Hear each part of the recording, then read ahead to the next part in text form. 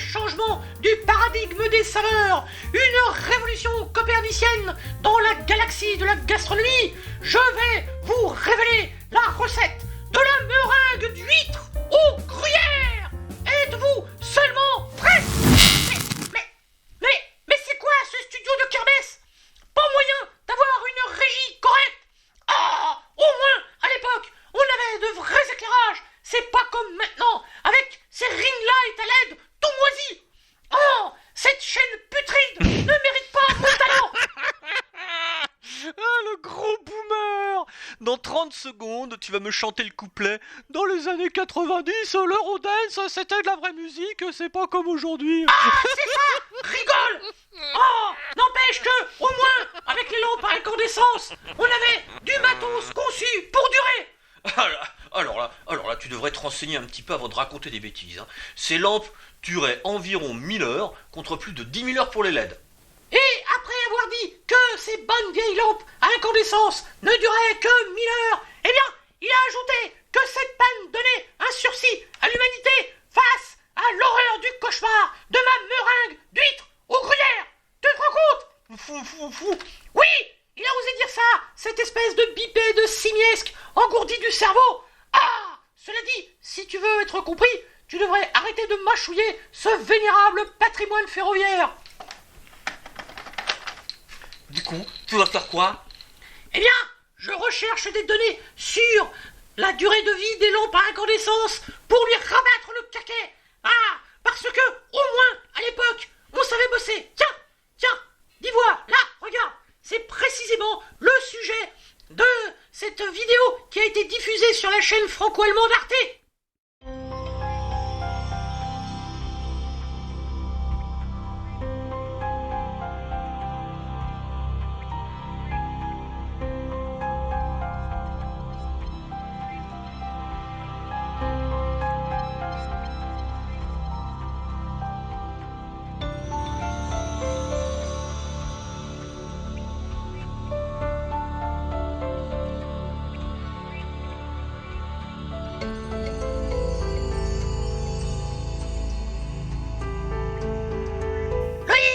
Loïc, ça y est, je sais la vérité, c'est incroyable.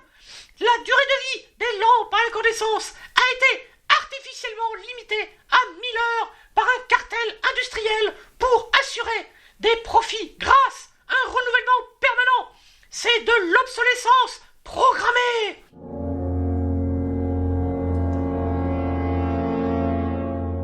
Non, ne me dis pas que tu as regardé Prêt à jeter de Cosima Danoritzer. Mais c'est un vieux cliché éculé, enfin. Bon, je vais t'expliquer.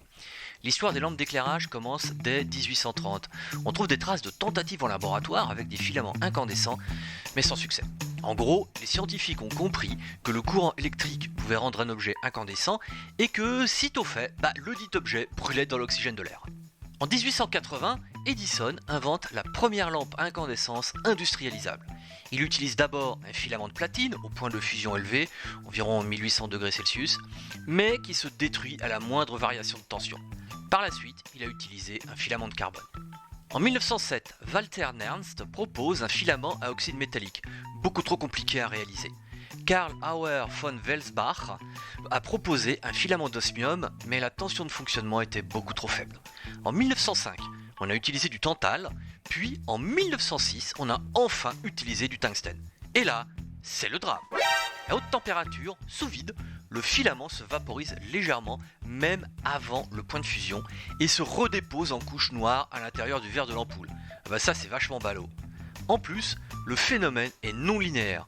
Si on passe de 2100 degrés à 2400 degrés, on augmente la température de 14%, mais la vaporisation est multipliée par 10 500. C'est alors que Irving Langmuir s'en mêle en 1910, et là, il faut qu'on parle vraiment, parce que c'est génial. Ah bon? Parce que jusque-là, tu parlais pour de faux?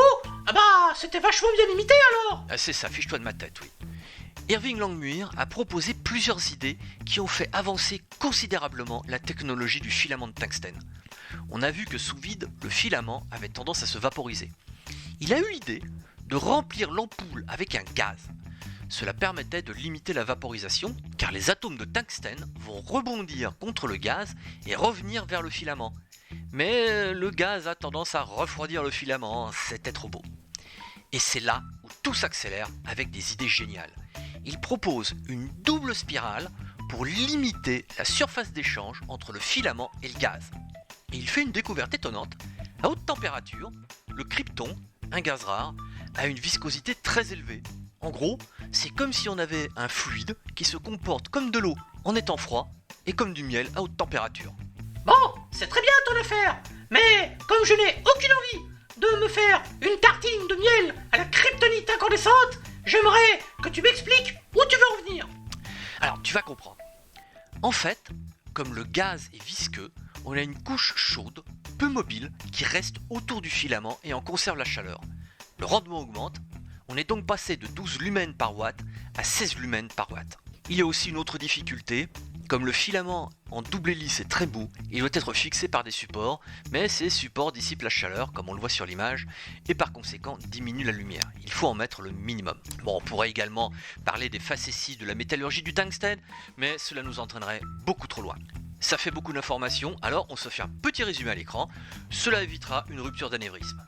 Le tungstène permet une température élevée permet plus de lumière, une température élevée provoque la vaporisation du filament, un léger remplissage de gaz ralentit la vaporisation progressive du filament, une double spirale permet un filament plus chaud avec une température homogène et limite le refroidissement causé par le remplissage de gaz. Alors pourquoi une lampe meurt ?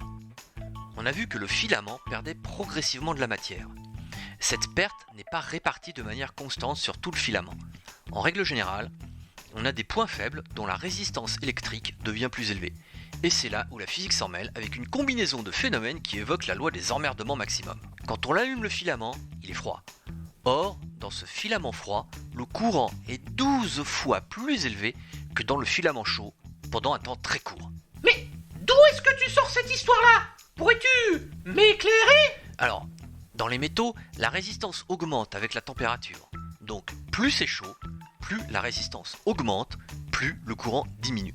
C'est un petit peu comme un tuyau d'arrosage dont le diamètre se rétrécirait avec la chaleur.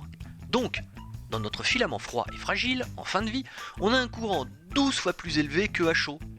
Il y a donc un point faible dont la température locale va s'élever brutalement avant le reste du filament. Si tu ajoutes à cela les contraintes mécaniques liées à la dilatation, ça casse. C'est pour cela que, en règle générale, les lampes à filament grillent à l'allumage. Et on se retrouve dans les toilettes à pisser dans le noir à 2h du matin sur le carrelage. Ah, sauf pour les filles ! Effectivement, l'accostage des fesses sur la cuvette est un procédé plus facilement maîtrisable en pleine obscurité. En gros, si tu es un homme et que tu veux conserver longtemps la lampe de tes toilettes, il faut la laisser allumée en permanence. C'est bien beau d'étaler ta science et de promouvoir le gaspillage d'électricité, mais ça ne dit rien sur la durée de vie des ampoules. Tu es en train de noyer le poisson, là. Alors, c'est là où on entre dans le vif du sujet. Le physicien Max Planck a expliqué en 1901 qu'il existait une relation entre la chaleur et la lumière. C'est le rayonnement du corps noir. Bon, un nom un petit peu curieux quand on parle de lumière, hein. La surface du Soleil est à 6000 Kelvin environ, ce qui donne la lumière blanche que l'on connaît. Notre ami le tungstène atteint péniblement 2500 Kelvin et émet un peu de lumière et beaucoup de chaleur sous forme d'infrarouge. Hé, tu peux me dire qui c'est, ce Kevin ? Alors c'est pas Kevin, c'est Kelvin, du nom d'un physicien. C'est une échelle de température absolue. Le 0 Kelvin correspond à environ moins 273 degrés Celsius, ce qui donne pour le tungstène environ 2200 degrés Celsius. En fait, plus on chauffe notre filament, plus il est lumineux, mais plus vite il se vaporise. Et là ça se corse, parce qu'il y a des relations mathématiques. Bon, ces équations avec des exposants bizarres ont de quoi dérouter. Je ne vais pas m'étendre à expliquer ces notations, mais ce qu'il faut comprendre, c'est que si on passe de 220 volts à 150 volts, on diminue la tension de 32%, et on a une durée de vie étendue à 99 000 heures. On a presque multiplié par 100. En revanche, l'intensité lumineuse diminue de plus de 73% et la puissance diminue de 50% environ. Un calcul économique a été fait avec des données actuelles et montre que, en tenant compte du prix de l'électricité et du coût de remplacement de l'ampoule, on a même un optimum à 500 heures de fonctionnement seulement. Alors à gauche, on a un surcoût parce que l'ampoule ne dure pas assez longtemps, il faut la remplacer. À droite, le prix augmente parce qu'il faut plus d'électricité pour produire la même lumière. Oui, d'accord, mais justement, avant les lampes à filament de tungstène, on avait des lampes à filament de carbone, avec une durée de vie super longue. Il y a, aux États-Unis, dans une caserne de pompiers de Livermore, une lampe de 1901 qui éclaire sans interruption depuis 120 ans. Ça, c'était de la qualité de l'époque. Mais elle est fichue cette lampe, enfant. Certes, elle fonctionne, mais elle était donnée à l'époque pour 60 watts. Aujourd'hui, elle est tellement peu lumineuse que la caméra voit ce qu'il se passe derrière sans même être éblouie. Ça donne encore moins de lumière que l'ampoule d'un réfrigérateur parce que en 120 ans, le carbone du filament s'est fortement vaporisé, ce qui a diminué considérablement la puissance. Aujourd'hui, cette lampe consomme 4 watts seulement. En plus, elle est alimentée par un UPS depuis 1976. Alors un UPS, c'est pas un livreur de colis, c'est un dispositif électronique qui maintient une tension parfaitement constante. Parce qu'il faut éviter que le filament très fragile ne subisse des chocs thermiques causés par la variation de tension du réseau. Le calcul montre que le rendement a chuté d'un facteur 24.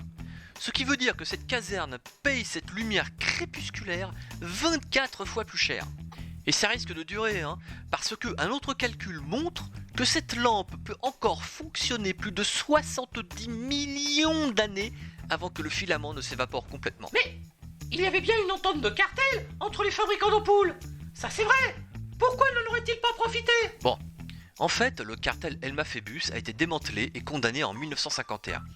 L'enquête antitrust britannique a révélé une entente frauduleuse sur les prix, mais cette commission disait déjà à l'époque qu'il n'y avait pas de preuve d'une limitation volontaire à 1000 heures pour les ampoules. C'est juste une optimisation technique. Oui, mais c'est juste pas de preuve. Ça ne veut pas dire que cela n'a pas existé. Mon petit Murphy, si on veut faire preuve de rigueur épistémologique, on ne peut pas prouver l'inexistence de quelque chose. Et il a parié que si je trouvais des preuves, il voulait bien goûter mes meringues d'huîtres au gruyère. Du coup, moi, je mets en doute sa version et je cherche des preuves. Morvax la pistouille, si tu veux livrer aux générations futures la puissance de ton génie philosophique, il faudra d'abord ne pas parler la bouche pleine, espèce d'écouvillon pour test antigénique. Je disais, si tu pratiques le doute hyperbolique tel que Descartes le définit, tu n'aboutis à aucune connaissance, car le doute systématique remet en cause le savoir empirique qui est la base de la science. Je te laisse méditer là-dessus, petit minou.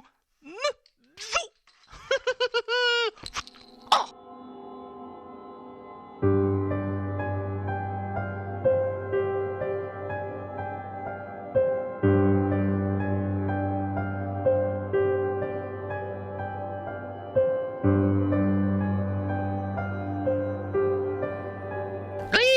Loïc, tu vas te régaler. Mes meringues d'huîtres au gruyère sont déjà dans le four. J'ai les preuves. Prosterne-toi devant Murphy le génie.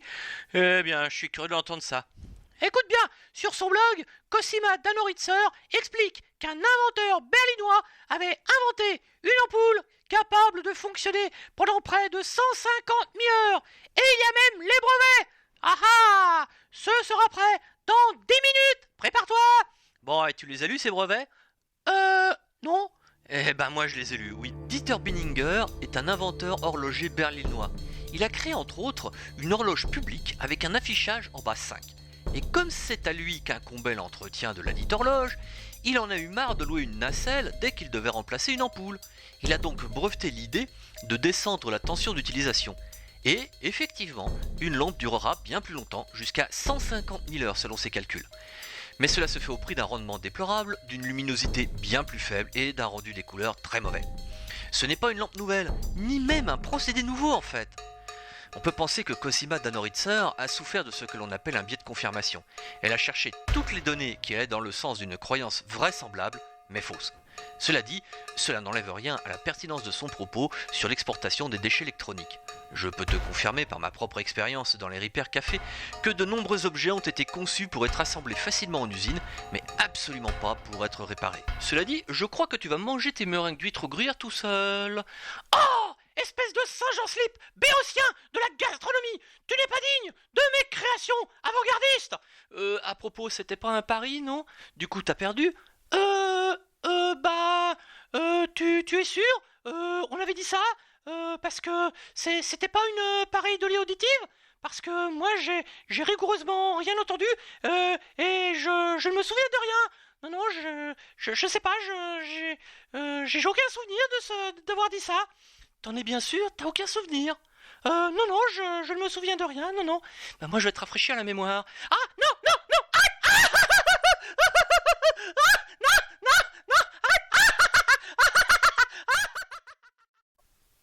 Du coup, tu as fait quoi? Bah, comme j'ai perdu le pari, eh bien, il m'a demandé de lui faire des floutargues. Avec des œufs de sucre? Bah bien sûr, enfin! Oh, bon, tu prendras bien un petit peu de meringue d'huître au gruyère, hein? Il me reste! Je peux pas. Je dois repeindre une licorne. Au revoir! Fouf! Oh, c'est ça! Va tartiner ta gouache, sculpteur d'imposture! Oh! Avec lui, les excuses foireuses deviennent une science exacte. Moi, j'aimerais bien goûter à cette tartine de miel à la kryptonite sur du tungstène avec les 2500 Kevin. Ah, bah t'as été encore bien attentif, toi, hein? C'est pas Kevin, c'est Kelvin! Ça fait à peu près 2200 Celsius! Ah, bah, même si on a un peu moins, je veux bien goûter au Celsius aussi. Espèce de larve du patriarcat machiste, je te défends de me toucher avec ton pinceau. Ah bon? En fait, c'est pas ouf, hein? Bon, maintenant que je suis tranquille, je vais enfin pouvoir écouter ma playlist. Là, hop là. Ça, on aura beau lire, mais l'Eurodance des années 90, ça, c'était du bon son. C'est pas comme maintenant, avec leur musique toute pourrie